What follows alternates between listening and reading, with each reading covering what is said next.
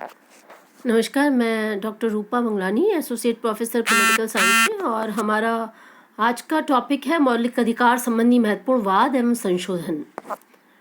तो जैसे कि हम सभी जानते हैं कि मौलिक अधिकार में संशोधन करने के लिए अनुच्छेद 13 और अनुच्छेद 368 इन दोनों के संबंधों को जानना होगा।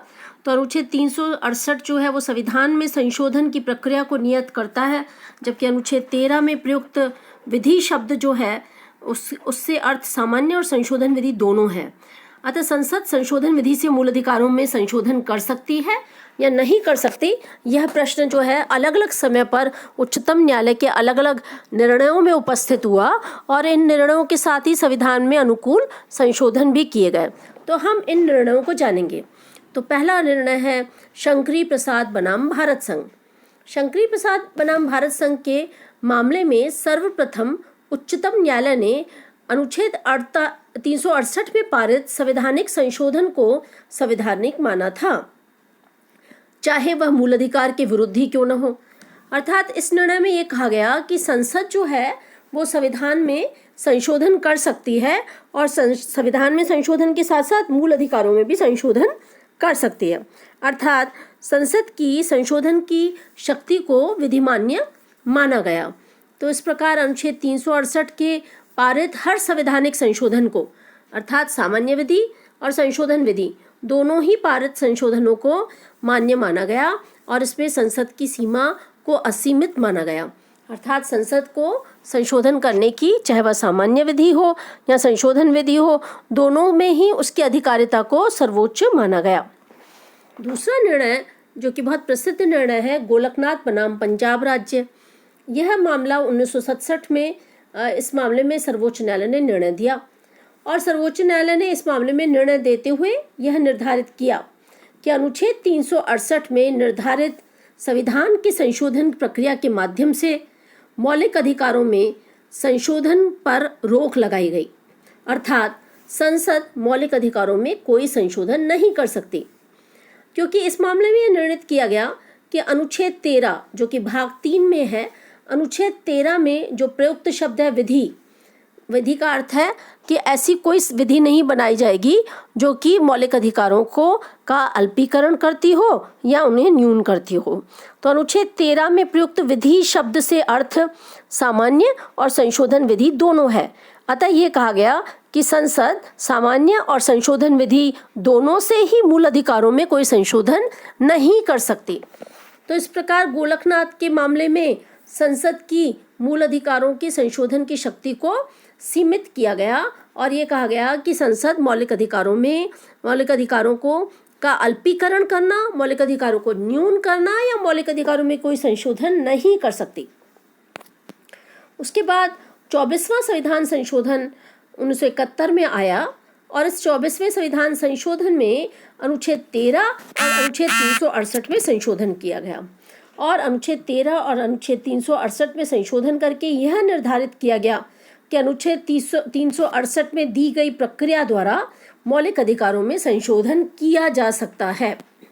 इस प्रकार यह कहा गया कि संसद अनुच्छेद 368 के तहत फंडामेंटल राइट्स में संशोधन कर सकती है। केशवानंद भारती बनाम केरल राज्य 1973 में एक अन्य महत्वपूर्ण निर्णय है। केशवानंद भारती बनाम केरल राज्य के मामले में सर्वोच्च न्यायालय ने इस प्रकार का निर्णय दिया जिसमें ये कहा गया कि ऐसे सभी संशोधन विधि मान्य होंगे। अर्थात गोलकनाथ बनाम पंजाब राज्य के निर्णय को निरस्त करते हुए केशवानंद भारती बनाम केरल राज्य में कहा गया कि संसद संविधान में संशोधन कर सकती है, लेकिन संसद संविधान में संशोधन कर सकती है और इस संशोधन में मूल अधिकारों में संशोधन भी शामिल है।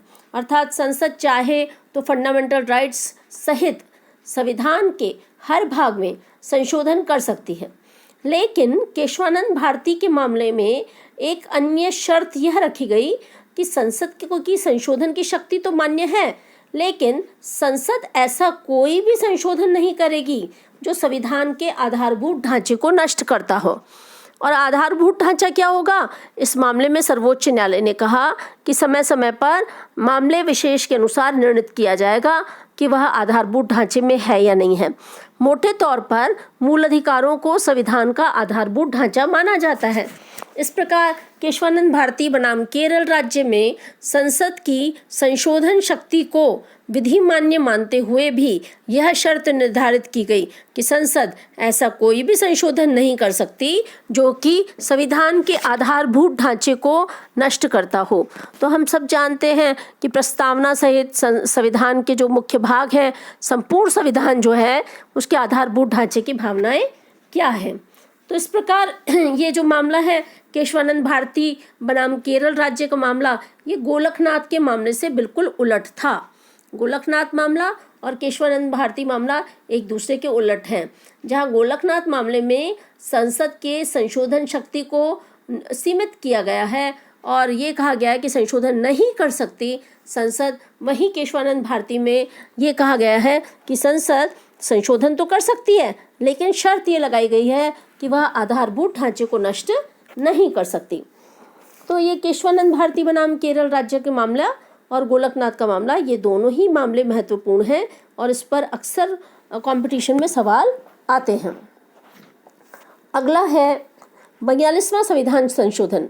42वें संविधान संशोधन 1976 द्वारा अनुच्छेद 368 में खंड 4 और खंड 5 जोड़ा गया और 368 में ये जो खंड 4 और खंड 5 जोड़ा गया, इसमें यह व्यवस्था की गई थी कि संसद के संशोधनों को किसी भी न्यायालय में प्रश्नगत ही नहीं किया जा सकता। अर्थात संसद जो भी संशोधन करेगी उसके विरुद्ध कोई न्यायालय में जा नहीं सकता और संशोधन की शक्ति जो है वो असीमित है। संसद का संशोधन ही अंतिम बात होगी, न्यायालय में उस मामले को प्रश्नगत नहीं किया जा सकता। हम जानते हैं कि 42वां संविधान संशोधन 1976 में आया और इसमें ये जो है 2 खंड जोड़े गए थे। अगला है मिनर्वा मिल्स बनाम भारत संघ 1980।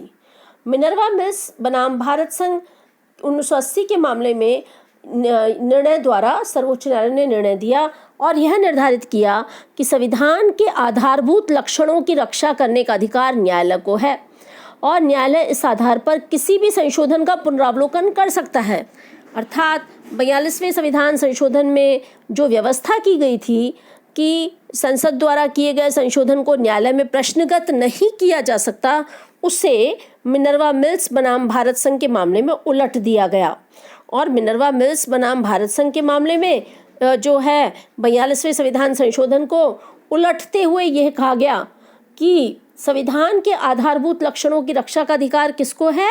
न्यायालय को है और न्यायालय इस आधार पर किसी भी संशोधन का पुनरावलोकन कर सकता है। तो इसके द्वारा 42वें संविधान संशोधन द्वारा संविधान संशोधन 4 और 5 में किए गए संशोधन की व्यवस्था को अघोषित किया गया। और कौन सी व्यवस्था को अघोषित किया गया? जिसमें संविधान की संशोधन की शक्ति को असीमित बनाया गया था। इस प्रकार मिनर्वा मिल्स के निर्णयों के बाद विविध न्यायिक निर्णयों में न्यायालय ने यह स्पष्ट किया है कि भारत में संविधान सर्वोच्च है, न कि संसद। भारत में कौन सर्वोच्च है? संविधान। सुप्रीमेसी किसकी है? कॉन्स्टिट्यूशन की। तो इसका मतलब ये है कि जो संसद है वो संविधान में संशोधन तो कर सकती है, मूल अधिकारों में भी संशोधन कर सकती है, लेकिन केशवानंद भारती बनाम केरल राज्य के मामले में जो आधारभूत ढांचे का जो शर्त लगी थी, उस आधारभूत ढांचे को नष्ट करने की अधिकारिता संसद के पास नहीं है। आधारभूत ढांचे को हमेशा बनाए रखा जाएगा। आधारभूत ढांचे की जो है वो समय समय पर अलग अलग मामलों में न्यायालय ने व्याख्या की है कि आधारभूत ढांचे में क्या क्या शामिल है। तो इस प्रकार संसद की संशोधन शक्ति को आधारभूत ढांचे की शर्त के आलोक में ही पढ़ना चाहिए। और मिनर्वा मिल्स के केस में यह कह दिया गया है कि भाई आधारभूत ढांचे के आधारभूत लक्षणों की रक्षा करने का अधिकार किसको है? न्यायालय को है। तो न्यायालय संसद के किसी भी संशोधन का पुनरावलोकन कर सकता है। अक्सर कंपटीशन में या आपके मेन कोर्स में ये सवाल पूछा जाता है कि बताइए क्या संसद के संशोधन शक्ति का न्यायपालिका में पुनरावलोकन किया जा सकता है? हाँ, बिल्कुल पुनरावलोकन किया जा सकता है, क्योंकि संविधान का जो अनुरक्षक है वो न्यायपालिका है। संविधान की जो व्याख्या करने का अधिकार है वो न्यायपालिका का है। तो न्यायपालिका को क्योंकि अनुरक्षक का दायित्व दिया गया है तो वह समय समय पर बताएगी कि भाई ये संसद की ये विधि है, ये जो है कहीं आधारभूत ढांचे का तो उल्लंघन नहीं करती, इसलिए आधारभूत ढांचे का उल्लंघन करती हो तो वह उसे अविधिमान्य घोषित कर सकती है। तो संविधान संशोधन की सीमित शक्ति व न्यायिक पुनरावलोकन ये हमारे संविधान के आधारभूत ढांचे हैं। मैं फिर से बताना चाहती हूँ कि संविधान संशोधन की सीमित शक्ति, सीमित किस तरह से कि भाई संसद को शक्ति तो है लेकिन संसद आधारभूत ढांचे में छेड़छाड़ नहीं कर सकती, आधारभूत ढांचे को बनाए रखा जाएगा।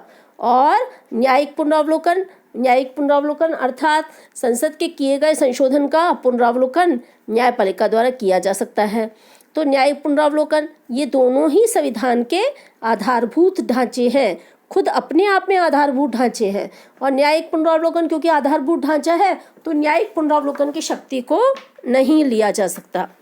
तो हमें जो हमने इस टॉपिक में पढ़ा उसमें हमने, अगर हम रिकैप करें उसका फिर से जरा देखें तो हमने देखा कि शंकरी प्रसाद बनाम भारत संघ के मामले में अनुच्छेद 368 में संसद की संशोधन शक्ति को वैध माना गया, लेकिन गोलकनाथ बनाम पंजाब राज्य के मामले में ये कहा गया कि संसद मूल अधिकारों में संशोधन नहीं कर सकती और संशोधन विधि से मूल अधिकारों में नहीं कर सकती। 24वें संविधान संशोधन में अनुच्छेद 13 और अनुच्छेद 368 में संशोधन करके यह निर्धारित किया गया कि भाई अनुच्छेद 368 में दी गई प्रक्रिया द्वारा फंडामेंटल राइट्स में भी संशोधन किया जा सकता है। फिर से केशवानंद भारती बनाम केरल राज्य में कहा गया कि भाई संसद संशोधन तो कर सकती है लेकिन आधारभूत ढांचे को नष्ट नहीं करेगी। इसी प्रकार से 42वें संविधान संशोधन द्वारा अनुच्छेद 368 में खंड 4 और 5 जोड़े गए और ये व्यवस्था की गई कि इस प्रकार किए गए संशोधन को किसी न्यायालय में प्रश्नगत नहीं किया जा सकता। लेकिन मिनर्वा मिल्स में 42वें संविधान संशोधन के 368 के खंड 4 और 5 को बदलकर ये कहा गया कि संविधान के आधारभूत लक्षणों की रक्षा करने का अधिकार न्यायालय को है और न्यायालय इस आधार पर किसी भी संशोधन का पुनरावलोकन कर सकता है। न्यायालय संशोधन की शक्ति को न्यायपालिका के दायरे में लाया गया और इस प्रकार हम कह सकते हैं कि संसद की संशोधन शक्ति की सीमित संशोधन शक्ति और न्यायिक पुनरावलोकन दोनों ही संविधान का आधारभूत ढांचा है। इसलिए संविधान के भाग 3 में जो मूल अधिकारों का प्रपत्र दिया गया है उसमें संसद संशोधन करना चाहे तो कर सकती है लेकिन आधारभूत ढांचे को नहीं बदला जाएगा। इस प्रकार संसद की संशोधन शक्ति को मर्यादित रखा गया है और सीमित रखा गया है जिससे कि भाग 3 की गरिमा को, उसके महत्व को और उसके लाभों को बनाया जा सके।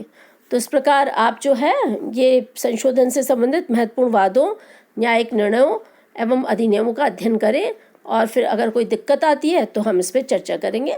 धन्यवाद।